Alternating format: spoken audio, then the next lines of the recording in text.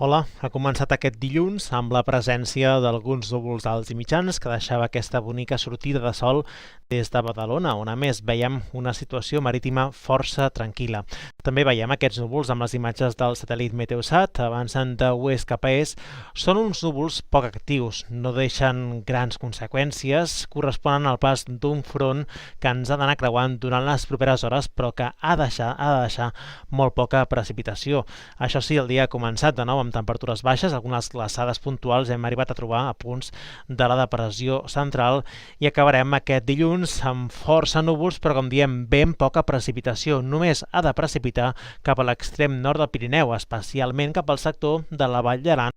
on la cota de neu al final del dia pot acabar situant-se cap als 1.800 metres. Les temperatures màximes s'han de situar aquest dilluns en molts casos entre els 14, 18, com a molt 19 graus, i el front que ens està creuant ho acabarà de fer durant el matí d'aquest dimarts. Per tant, a mesura que ja avanci el matí tindrem cada cop més estones de sol, però un cop marxi el front el que també trobarem és un reforçament del vent de component oest a la meitat sud del país i pot arribar a bufar en cops forts o localment molt forts. També una conseqüència d'aquest vent que s'ha de reforçar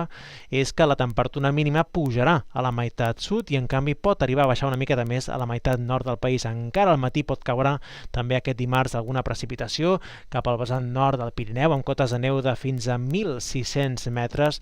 i fins i tot tenim un avís per a aquestes ventades que fins a migdia de dimarts poden ser importants cap al litoral sud de Barcelona i el Camp de Tarragona, cops de vent aquí localment que poden superar els 70 km per hora. La tarda d'aquest dimarts ja farà menys vent però no acabarà de desaparèixer, tindrem més estones de sol, encara restes de núvols cap al Pirineu i cap al final del dia augmentaran els núvols cap a la costa central, on no descartem que pogués arribar a caure alguna precipitació feble.